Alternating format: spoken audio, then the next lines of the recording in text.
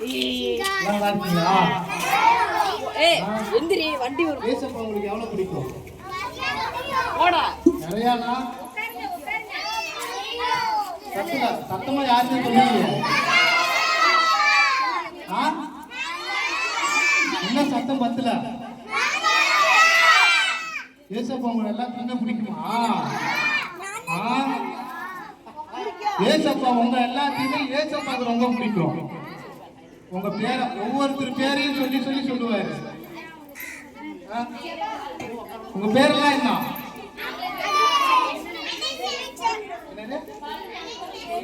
அனனியா ஸ்ரீ அம்பேத்கர். உன் பேர்ல எனக்கு ஒரு ஃப்ரெண்ட் இருக்கிறானா? உன் பேர்ல எனக்கு ஒரு ஃப்ரெண்ட் இருக்கிறான் அம்பேத்கர். அம்பேத்கர் எனக்கு அன்பான புள்ள, அனனியா ஸ்ரீ எனக்கு அன்பான புள்ள அப்படின்னு ஏசப்பா அவங்க ஒவ்வொருத்தர் பேரையும் சொல்லி சொல்லி சொல்லுவாரு. நம்புறீங்களா? பத்துல நம்புறீங்களா? நம்புறீங்களா? சரி சரி. ஆமே. அந்த நம்பிக்கை இருந்தா அந்த நம்பிக்கை இருந்தா போதும். என் பேர் என்ன தெரியுமா? என் பேர் ஆரோன் முரளி. ஆரோன் முரளி. சின்ன குழந்தையா இருக்கிறப்ப இந்த மாதிரி சண்டே கிளாஸ்க்கு போயிட்டுதான் ஏசப்பாவை நான் தெரிஞ்சுக்கிட்டேன்.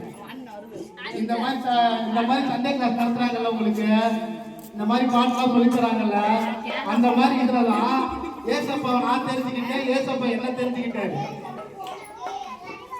நான் வந்து ஞானஸ்தானம் எடுக்கிறதுக்கு முன்னாடி என் பேரு முரளி. ஞானஸ்தானம் எடுத்ததுக்கு அப்புறம் என் பேரு ஆர்வம். அட முரளி பையா நீ வந்து எனக்காக வந்தவன்டா, நீ வந்து எனக்காக நீ இருடா, நான் உனக்காக இருக்கிறேன்னு சொல்லி ஏசப்பாட தெரிஞ்சுக்கிட்டாரு, நான் கூப்பிட்டுக்கிட்டாரு. அதனால நான் இங்க வந்துட்டேன். உங்களை மாதிரி சின்ன பிள்ளையாகிறப்ப நான் அம்மா துரும்பா இருப்பேன், செம்ம ராவடி பட்டுருவேன், யாருக்கும் அடங்க மாட்டேன். நான் வந்து குழந்தையா இருக்கிறப்ப, அதாவது ஒரு 10 மாசம் குழந்தையா இருக்கிறப்ப நல்லா இருந்தேன். உங்களை மாதிரி நல்லா இருக்கணும், முட்டிலாம் போட்டு நடப்பணும், எல்லாம் செம்மையா ராவடி பண்ணுவேன் குழந்தையில. எங்க அம்மா சொல்லுவாங்க 10 மாசத்துக்கு அப்புறம் தான் எனக்கு இந்த மாதிரி ஆயிடுச்சு. ஒரு ஊசியால எனக்கு போட்டு காய்ச்சல் வந்துருச்சு, குளிர் காய்ச்சல் மாதிரி வந்துருச்சு எனக்கு அப்ப. அதனால எங்க அப்பா அம்மா என்ன பண்ணாங்க, ஹாஸ்பிட்டல் கூட்டிட்டு போனாங்க. பென்சில் ஊசின்னு ஒரு ஊசியை போட்டனால நான் இந்த மாதிரி ஆயிட்டேன். அதுக்கு தான் நல்லா தான் இருந்தேன். ஆனா ஒண்ணு, நான் இப்படி இருக்க வளர நான் உங்களை மாதிரி சின்ன குழந்தையா இருந்து நான் வளர என்ன பண்ணுவேன்னா, நான் இப்படி இருக்கிறத நான் காட்டிக்க கூடாதுன்னு ரொம்ப ராவடி பண்ணுவேன். நான் 10வது வரையும் படிச்சிருக்கிறேன். 10வது வரையுமே எங்க ஸ்கூல்ல எல்லாம் 2 ஸ்கூல் படித்தேன். 8வது வரையும் ஒரு ஸ்கூல்ல படித்தேன். அப்புறம் 2 வருஷம் வேற ஒரு ஸ்கூல் ஹை ஸ்கூல்ல படித்தேன். அப்ப எல்லாம் பார்த்தீங்கன்னா நான் இப்படி இருக்கக்கூடாதுன்னு காட்டிக்கிறது கூடாதுன்னு டீச்சருக்கு செம்ம ராவடி பண்ணுவேன். எச்எம்க்கு நான் செல்லப்புள்ள, ஸ்கூல் ஹெட்மாஸ்டருக்கு நான் செல்லப்புள்ள. ஏன்னா எப்பயுமே கிளாஸ்ல உட்காரவே மாட்டேன், எச்எம் கூடயே சுற்றிக்கிட்டு இருப்பேன். எச்எம்ஏ விட மாட்டாப்ல, எங்க போனாலும் எனக்கு கூட்டிகிட்டே தான் போவேன், கூட்டிகிட்டே தான் வருவேன். அப்போ நான் கிளாஸ்லேயே உட்கார மாட்டேன், டீச்சருக்கு யாருக்கும் அடங்க மாட்டேன்.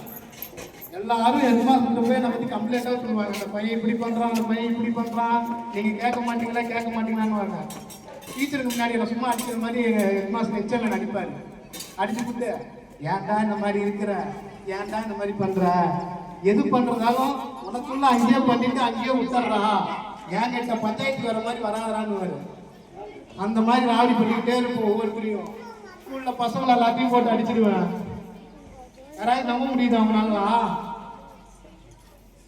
என் ஊருக்கு நான் யாருக்கு எங்க தெரியும் வரேன், கிச்சிப்பாளையத்துல இருந்து வரேன். எல்லாம் சொல்றாங்க கிச்சிப்பாளையனாவே பெரிய ரவுடி ஊருன்றாங்க. அப்படிலாம் கிடையாது, அங்கேயும் நல்லவங்க இருக்கிறாங்க. என்ன, நானும் அங்க இருந்தா வரேன். ஆரம்பத்துல நானும் அப்படிதான் இருந்தேன். ஸ்கூல்ல ரவுடித்தனம் பண்ணிட்டு கிடப்பேன், ஸ்கூலுக்கு கட் அடிச்சுட்டு சுத்துவேன், ஏகப்பட்ட சேட்டை பண்ணுவேன். பழைய பஸ் ஸ்டாண்ட்ல போய் நின்று ஸ்கூலுக்கு கட் அடிச்சுட்டு கையில காசுன்னா பழைய பஸ் ஸ்டாண்ட்ல போய் நின்று, சேலம் பழைய பஸ் ஸ்டாண்ட்ல அங்க நின்று சேட்டானுங்க ஐஸ் விற்பானுங்கல்ல, ஐஸ் வித்துட்டு வருவானுங்கல்ல, போன் ஐஸ் கப் ஐஸ் ஐஸ் வித்துட்டு வருவானுங்கல்ல, அவங்க அடிச்சு காசு கொடுக்குவேன். காசு கொடுங்க, அதை எடுத்துட்டு போய் ஹோட்டலில் உட்காந்து சாப்பிட்டுட்டு இப்படியே சுத்திட்டு இருப்பேன். 10வது வரையும் அப்படிதான் சுத்தினேன். அதுக்கப்புறம் ஸ்கூலை முடிச்சுட்டேன். ஸ்கூலை முடிச்சுட்டு வீட்டில் தான் இருந்தேன். வேலைக்கெல்லாம் போக மாட்டேன், வீட்டிலே தான் இருப்பேன். வீட்டில் பசங்களோட சேர்த்துக்கிட்டு சுற்றிக்கிட்டு ரொம்ப ராவடி பண்ணிக்கிட்டு பிடிச்சிட்டு இருப்பேன். இன்னமும் என் வயசு பசங்க என் முரளி வாங்க வேணாண்டா அப்படின்னு சொன்னா இன்னும் பயந்துக்குவானுங்க. ஏன்னா நான் எடுத்துன்னு அடிச்சிடுவேன். நான் எப்படா சண்டை போடுவேன், எப்படா அடிப்பேன்னு யோசிக்கிறீங்களா? அதெல்லாம் தரமா சண்டை போடுவேன் அப்ப. ஆனா ஆண்டவர் ஏசப்பா இந்த மாதிரி சின்ன பிள்ளைங்க இதுலதான் நான் தெரிஞ்சுக்கிட்டாரு. கொஞ்ச நாள் நான் சர்ச்சுக்கு போனேன், ஞானஸ்தானம் எடுத்தோம். அப்படிதான் கொஞ்ச நாளா இருந்தேன். அப்புறம் ஆண்டவரே எனக்கு உணர்த்தினாரு, நீ இப்படி கிடையாது, நீ இதுக்காண்டி நீ அழைக்கப்பட்டவன்ல, நீ எனக்காக அழைக்கப்பட்டவன்.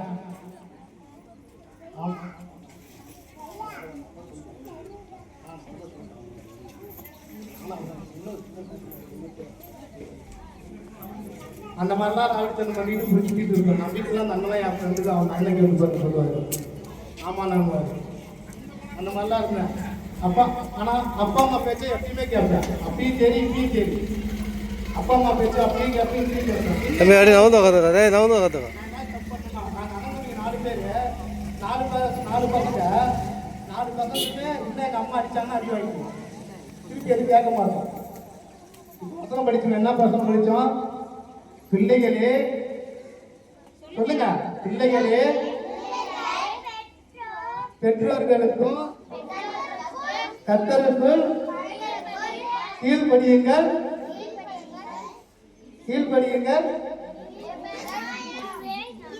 இதுவே நியாயம்.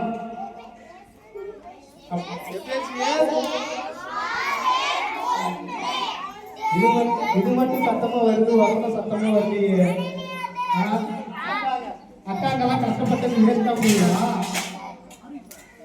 அக்காங்கெல்லாம் எவ்வளவு கஷ்டப்பட்டு உங்களுக்கு சொல்லி கொடுத்தாங்க, டான்ஸ் ஆக்ஷன் எல்லாம். ஆமாவா இல்லையா?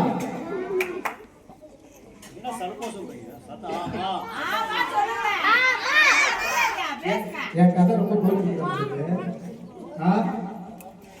இல்லைதானே? நல்லா இருக்குதானே? அதனால நம்ம எப்பயுமே பெற்றவங்களுக்கு அப்பா அம்மாவுக்கு நம்ம கீழ்ப்படிக்கணும். அப்பா அம்மா சொல்ற பேச்ச முதல்ல நம்ம கேட்கணும். என்ன அப்புறம் நம்ம கூட இருக்கிறவங்க, நம்ம கூட யாரெல்லாம் இருக்கிறாங்களோ அவங்களெல்லாம் நம்ம அன்பா நேசிக்கணும். அக்காவா இருக்கட்டும், தம்பியா இருக்கட்டும், தங்கச்சா இருக்கட்டும், ஃப்ரெண்டா இருக்கட்டும், இவங்களுக்கெல்லாம் நம்ம எப்படி இருக்கணும்? அன்பா இருக்கணும். அப்பதான் ஆண்டவருக்கு நம்மளை பிடிக்கும். ஆண்டவர் நம்ம மேல எவ்வளவு அன்பா இருக்கிறாருன்னு நம்ம மற்றவங்கள்ட்ட காட்டுறத பார்த்துட்டோம். மற்றவங்களுக்கு நம்ம காட்டணும் அந்த அன்பை. அப்பதான் ஆண்டவர் நம்ம நம்ம ஆண்டவர் மேல எவ்வளவு அன்பா இருக்குன்னு தெரியும். அல்லேலூயா, அல்லேலூயா.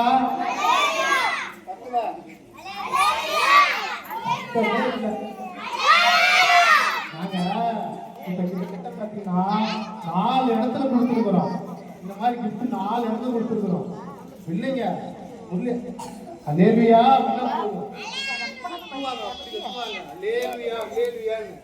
இங்க சத்தத்தையே காணா. அவ்வளவுதான் உற்சாகமா? எல்லாம் உற்சாகமா சொல்லலாமா?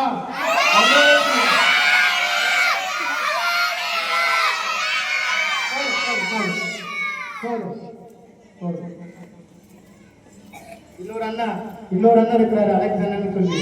அவரு தான் இதெல்லாம் உங்களுக்கு வாங்கி கொடுக்குறாரு, இந்த கிஃப்ட் எல்லாம் வாங்கி கொடுக்குறாரு. அவருக்கு பார்த்தீங்கன்னா கழுத்துக்கு கீழே எதுவுமே வேலை செய்யாது.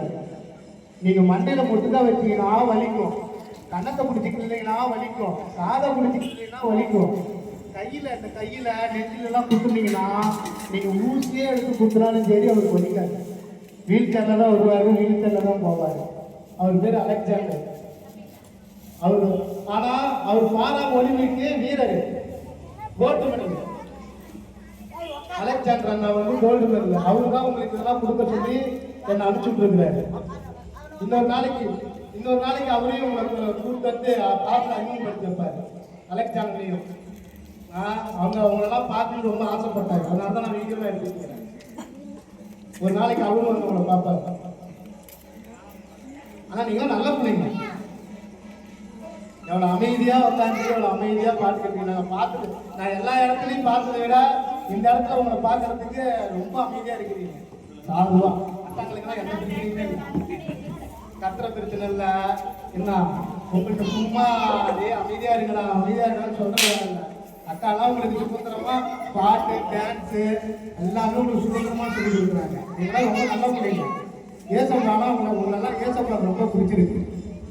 சரி, நம்ம இப்ப கிஃப்ட் கொடுக்க ஆரம்பிக்கலாமா? கிஃப்ட் வாங்கிக்கலாமா? சரி, கிஃப்ட் கொடுக்க ஆரம்பிக்கலாம்.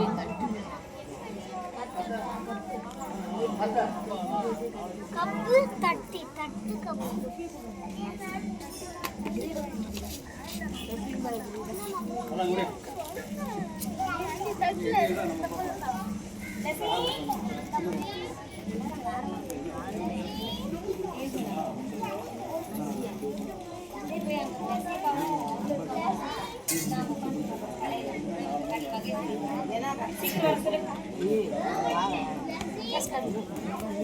சீக்கிரம்